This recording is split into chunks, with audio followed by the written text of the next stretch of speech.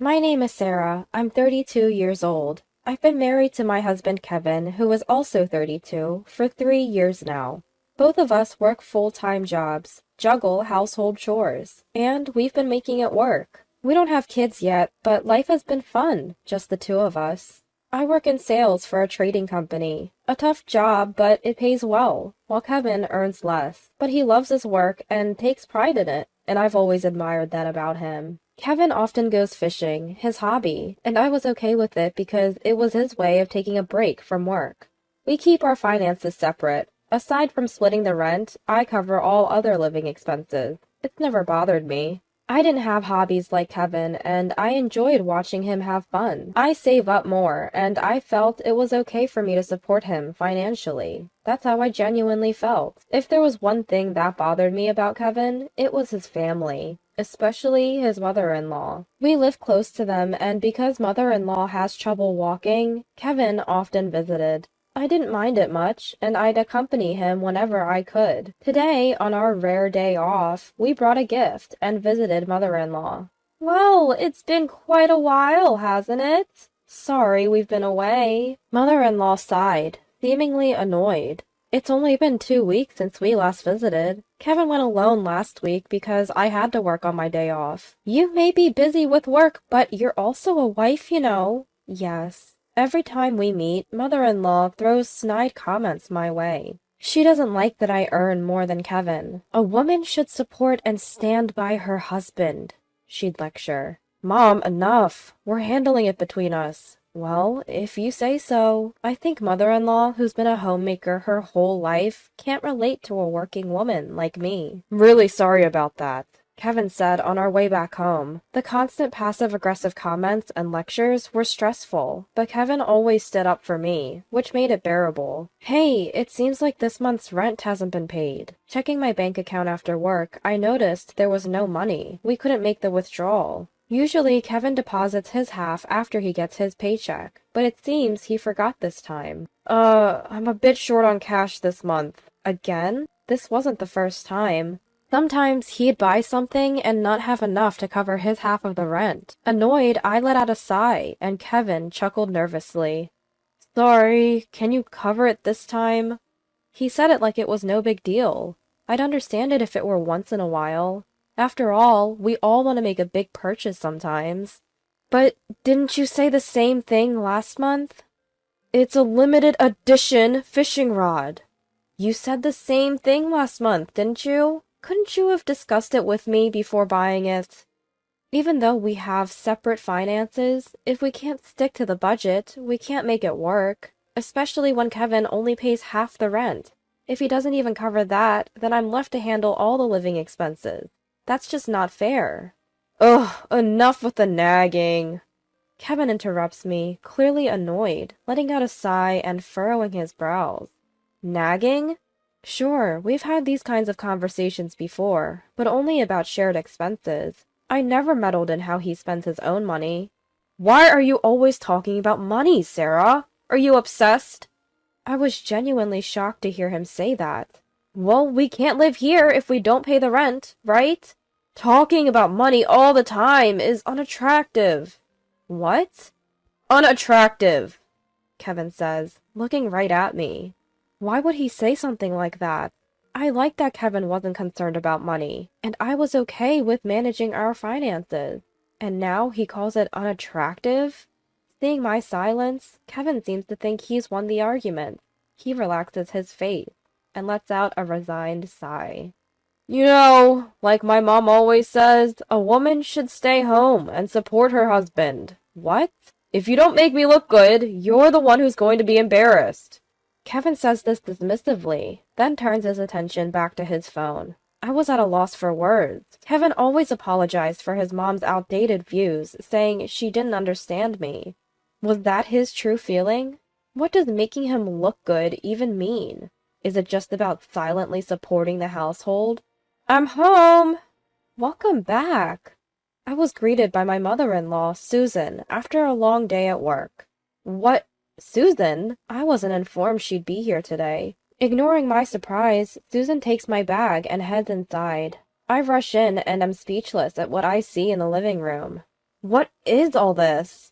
Boxes and belongings are cluttered everywhere, leaving no space to walk. Not just Susan, but my father-in-law is here too. Kevin is casually watching TV and drinking a beer. What's going on here? Lower your voice. What is all this? Kevin frowns at my confusion. My parents moved in today. Moved in? Here? He never mentioned this, not even this morning. Ignoring my shock, Susan is happily unpacking. Wait, I wasn't told about this. My mom's legs are getting worse. It's hard for her to live alone. But we have extra rooms, so it's fine. It'll lessen your burden if my mom lives with us. That's right. I'll help with the chores. It'll be good for you since you're so busy. I guess they never really cared about how I felt. Even if I said no, it seemed like no one would listen. What hurt the most was Kevin's attitude. We had rented a larger house with extra rooms, thinking about our future family, but I never thought our family would grow like this. My life turned into a living hell. My in-laws, father-in-law and mother-in-law, took over the room we had saved for our future kids and acted like they owned the place. I couldn't even sit on my favorite sofa or use the dining table anymore. I was expected to do all the housework and wasn't even allowed to sit. The only time I could sit was when everyone else was asleep. Eating leftovers alone, I couldn't help but cry. What am I doing? How did it come to this? When I asked for financial help, they berated me, saying, "You're earning money. Why are you so stingy? Planning to take our pension too?" When I talked to Kevin, he looked visibly annoyed. What's the big deal? Mom is helping with the chores, isn't she? Even the chores were eventually pushed onto me, with complaints about aching legs. I did the laundry, but I didn't like having my father-in-law and mother-in-law do the washing together. I ended up doing my own laundry, and despite the increased workload and financial burden, no one listened. Worse, I was told, "I didn't think you were such a cold person. If you have complaints, then leave." The Kevin who said this was not the Kevin I had loved. Maybe I should leave. I never thought I could be happy with these people. Your cooking is bland. I don't like the clothes. Why are you so slow? Don't you care about your family? Every day I was criticized for various things. I got used to seeing my meals thrown away and my belongings tossed into the trash. I felt nothing anymore, even when they nagged me daily. About this month's living expenses. You're still talking about that? You earn well, it's fine. But my credit card is being used without my permission. Is this all you, Susan? I just borrowed it. I'll pay you back eventually. Mother-in-law snorted when I showed her the statement. I don't know what she spent it on, but how could she spend nearly $5,000 in a month? Well, she admitted to the unauthorized use, and there's no way she could deny it with all those brand name items in her room bought with my card. Kevin said nothing, even after seeing this. He stopped doing the chores we used to share and wouldn't even look at me, but I won't let this go on any longer. That's enough. The next day, after hearing that from my lawyer, I took a day off from work and left the house, only to return with a truck. What about work? Mother-in-law, who was home alone, asked curiously. She widened her eyes when she saw me and the people behind me. Sorry, Susan. It might get a bit noisy. What? Who are these people? Please, go ahead. Ignoring mother-in-law, I nodded to the 3 burly men behind me. I led them to my room, bypassing a stunned mother-in-law. Please move everything out of this room. Understood. I watched the movers efficiently pack and carry out my belongings, feeling a sense of relief. Who knew it could be so quick once you make up your mind to leave? Hey, what do you think you're doing? You can't just do this without my permission! My mother-in-law snapped back to reality and started yelling. Ignoring her, she began to make a phone call. Maybe she's calling Kevin, or my father-in-law, or both. I don't really care. By the time they get here, it'll all be over anyway. My mother-in-law tried to stop the movers with her foul language, but she couldn't stop these burly guys. Sorry. This is the last of it. Having moved almost everything out, I finally addressed my ever-nagging mother-in-law. I'm leaving. What? Could you please give this to Kevin?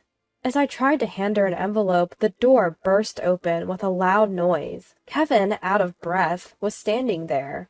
As expected, he arrived after everything was done. The whole moving process took just about 30 minutes. What is this? Kevin looked at my empty room, lost for words, and then glared at me. What are you trying to do? Perfect timing. Here, this is for you. Ignoring Kevin's intense glare, I smiled and handed him the envelope. Stunned, Kevin looked inside and was visibly shocked. Divorce papers? What? My mother-in-law also peered over, her eyes widening. How dare you give divorce papers to my son? It means exactly what it says. Shall we get a divorce? My son married you! You should be grateful and serve this family! The movers, who had been waiting, frowned at my mother-in-law's outrageous comment. Seeing their reactions, I was convinced that her behavior was indeed abnormal. Good, this isn't normal. You did say, if you have complaints, then leave, right? I didn't mean it like... Kevin hesitated. He probably never thought I'd actually leave. He couldn't have imagined I'd walk away. So you thought I'd just quietly obey? Well, I have plenty of complaints, so I'll do as you wished and leave. I'm not stupid enough to stay here and endure this. Leaving those words for a stunned Kevin, I walked out of the house with the movers. Sorry for involving you in this mess, I apologized. No problem, we understand, they smiled. You've had it tough, they all said, comforting me. I couldn't hold back the tears anymore. I was scared. I was sad. I was frustrated. But I managed to leave. I felt proud of myself for that. Later, I formally filed for divorce through my lawyer. If you have complaints, then leave. After that conversation, I had been quietly preparing for divorce. I consulted a lawyer and gathered evidence to support my reasons for divorce. Every complaint and snide remark from my mother-in-law and Kevin was recorded. I also documented any meals or personal items they had unjustly thrown away. My lawyer said I had enough evidence, so I immediately started the moving process. I had already signed a lease for my new place. All that was left was to move my stuff in. I chuckled at the few boxes that contained my life, but the thought of being surrounded by things I love excited me. I had to leave behind my favorite sofa and dining table, but I can always find new favorites. I heard from my lawyer that Kevin was stubbornly refusing to divorce. Apparently, Kevin and my mother-in-law even stormed the lawyer's office, demanding to know where I was. They also staked out my workplace, but my colleagues, who knew the situation, helped me avoid running into them.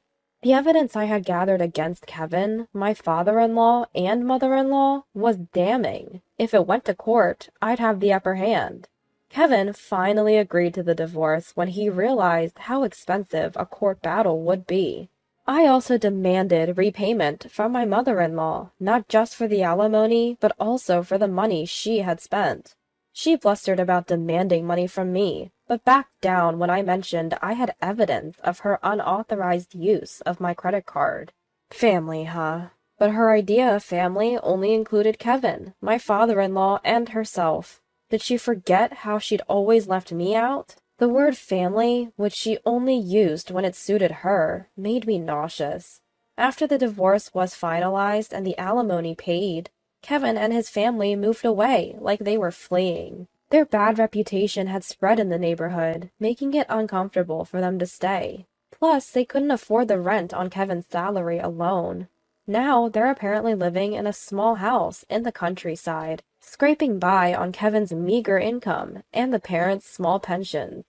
I'm miserable without money. Won't you come back? Kevin has emailed me multiple times, but I've blocked him without even reading the full messages. As for me, I'm surrounded by things I love, doing a job I enjoy, and living a happy life. No one's throwing my stuff away anymore. No more worrying about complaints. Life is good. Now there's someone at work who's caught my eye. We're both busy, but he's a kind person who says we can take things at our own pace. He knows about my past failures and has told me he'll wait until I'm ready to trust again. We both want a life where we're independent but supportive of each other. That's the life I plan to live with him from now on.